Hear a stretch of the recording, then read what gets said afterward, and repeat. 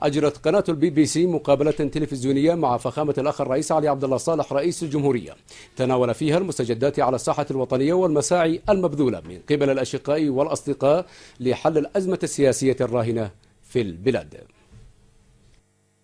سعادة الرئيس، قبلتم التنازل عن الحكم ضمن مبادرة دول الخليج، هل تعتقدون بأن ذلك سوف يضع حدا للأزمة السياسية في اليمن؟ نحن رحبنا بالمبادرة المقدمة من وزراء مجلس التعاون الخليجي لما تقتضيها المصلحة الوطنية العليا، إذا كانت هي ستعمل على رأب الصدع وحل المشكلة وانهاء الفوضى والاعتصامات والتخريب وقطع الطرقات.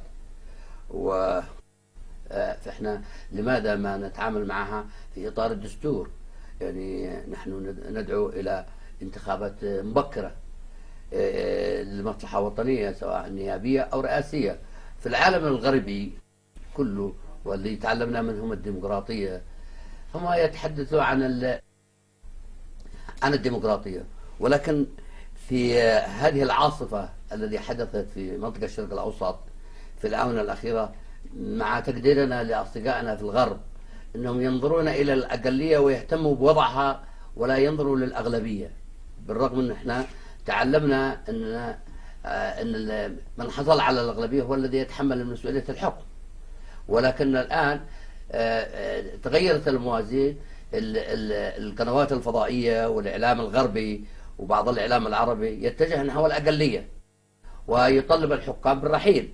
نحن نقول نحن على استعداد للتخلي عن السلطة، لكن عبر صناديق الاقتراع. ولماذا الغرب يشتغل بمعايير مزدوجة؟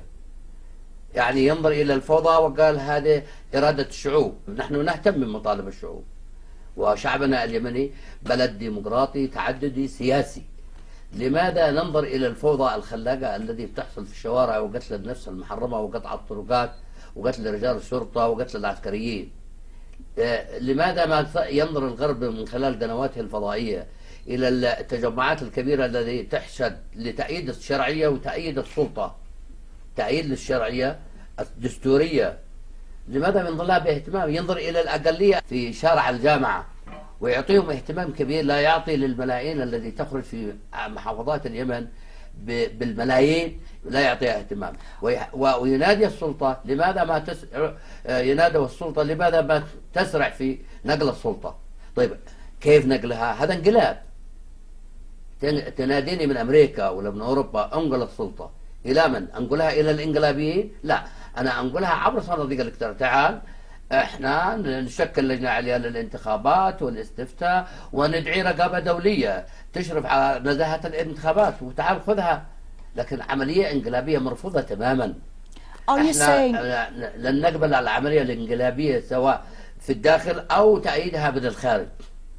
أي عملية انقلابية مرفوضة تماما تماما، لأننا نتمسك بالشرعية الدستورية ونتمسك بالدستور ولن نقبل بالفوضى. هل تقول بأن موافقتك على المبادرة الخليجية سوف تفسح المجال لديمقراطية أفضل في البلاد؟ احنا هذه معالجة، احنا رحبنا بها، رحبنا بالمبادرة الخليجية. إن شاء الله يوضعوا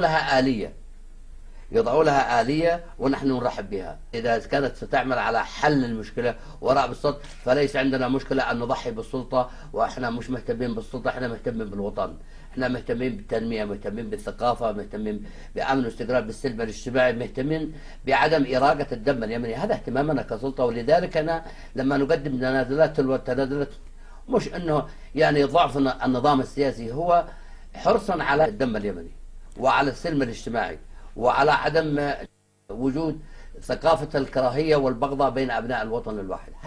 هذه التنازلات اللي يقدمها الرئيس وحكومته أو حزب المؤتمر وحلفائه هو من أجل الوطن. هل تعرضتم للضغط من دول الخليج أو من الولايات المتحدة أو الغرب لتقديم هذه التنازلات؟ احنا نتعرض لضغط خارجي، لكن احنا نقرأ قراءة داخل. احنا نرحب بأي أفكار خارجية سواء من دول الجوار أو وهي تصب في إطار حل المشكلة أو من دول صديقة، لأنه إحنا نرى ما لا يرون. هم ينظروا عبر القنوات الفضائية. احنا نرى الشارع اليمني. نحن ضد التسطع في السلم الاجتماعي في داخل اليمن. نحن ندعو الشباب للحوار، ندعوهم لأن نتفهم مطالبهم، ندعوهم إلى أن يشكلوا الحزب السياسي، لكن هم مش الشباب.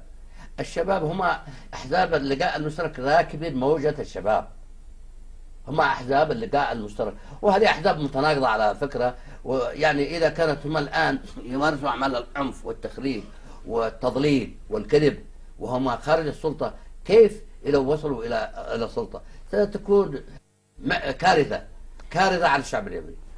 المعارضة رحبت بهذه المبادرة، ولكن بعض أطيافها ما زال لديها بعض التحفظات على المبادرة، والشباب المعتصم في الشارع يرفضها تماما، يريدونك المغادرة مباشرة. هل تعتقد بأن ذلك سيؤزم الوضع أكثر؟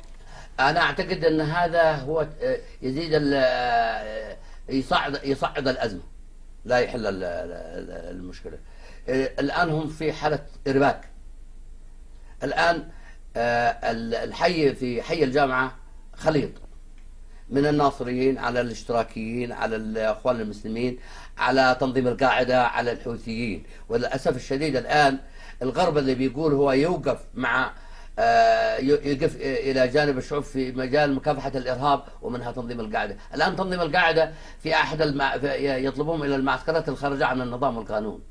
تنظيم القاعدة الآن يتحركوا داخل المعسكرات، يعني وهذه مسألة خطيرة جدا جدا. فهم يرموا كل الأوراق، يطالب رحيل السلطة، وعلي وعلى أعدائي يا رب، يعني يهمنا كيف ترحل السلطة ويمسك من يمسك. يعني الآن تنظيم القاعدة والجهاد موجودين في المعسكرات التي خرجت عن الشرعية. كنتم دائما شريكا للغرب في محاربة الإرهاب ومحاربة القاعدة.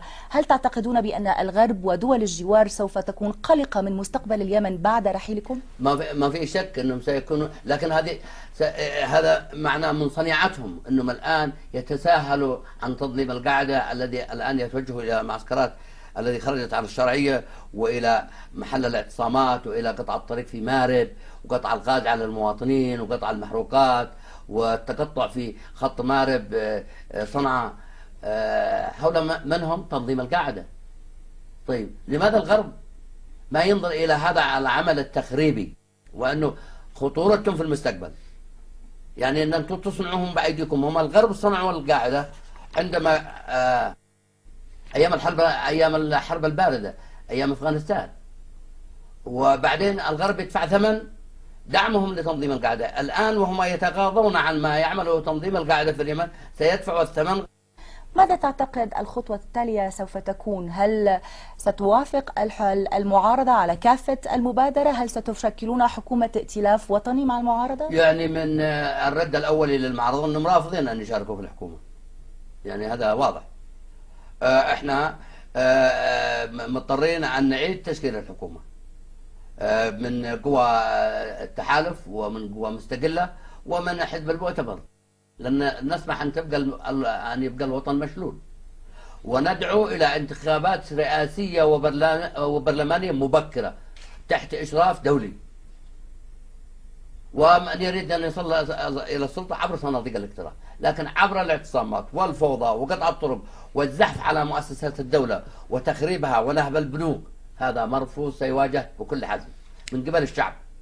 والشعب هو قادر أن يدافع عن مصالحه. الشعب اليمني سيدافع عن مصالحه وعن ما أنجزه خلال 50 سنة، سيدافع عنها تماما. سوف تدعون إلى انتخابات مبكرة، متى سيحدث ذلك؟ احنا الآن في تشاور حول الدعوة إلى انتخابات مبكرة في ضوء المبادرة الخليجية. وإن رفضت المعارضة هذه المبادرة؟ إذا رفضتها سنخاطب الشعب والأغلبية، سنتفاهم مع القاعدة العظمى هو الشعب اليمني صاحب الأغلبية وهو السواد الأعظم. ولكن هناك الكثير من اليمنيين الذين يعتصمون في الشوارع رغبتهم بمغادرتك الحكم فورا. صحيح هذا رغبتهم، لكن أنا أحترم رأي الأغلبية، رأي الشعب هذا رأي أقلية، فإحنا نحتكم إلى الأغلبية كيف؟ ولهذا إحنا بنخاطب الغرب، هل إحنا مع الأغلبية أو مع الأقلية؟ كيف الفهم الديمقراطي في الغرب؟ إذا انعكست الأمور الآن أننا مع الأقلية فنحن مؤيدين لنظرية الغرب. أن الأقلية هي التي تحكم الأغلبية، موافقين. إذا تغيرت الإيديولوجية والنظرية، أما إحنا لازلنا نتفهم الديمقراطية أن الأغلبية هي التي تحترم وهي صاحبة الحق. ماذا تطالبون وتتوقعون من العالم العربي والغربي بأن يفعل جراء اليمن مع المخاوف للوضع في اليمن؟ نتوقع أنه الذي نتوقع من الوطن العربي، من الأشقاء في الوطن العربي، أن يقفوا إلى جانب أمن واستقرار اليمن ووحدته، وكذلك الأصدقاء في الغرب أن يقفوا إلى جانب أمن واستقرار اليمن ووحدته، وأن يحترموا الشرعية الدستورية، وأن نحترم الدساتير والقوانين والأنظمة، وأن لا نخضع للابتزاز والفوضى والقوقائية. ولكن إذا ما أصر شعبك معظمه أو العديد منه المتواجد في صنعاء وفي مدن أخرى ويطالب بتنحيك الفوري، هل ستستمع لهم؟ أنا إذا كان الشعب هو الأغلبية يطلب التنحي سأتنحى فورا. إذا هو الشعب الأغلبية نعم، لكن لن أخضع للأقلية. سيادة الرئيس، شكرا لك. شكرا.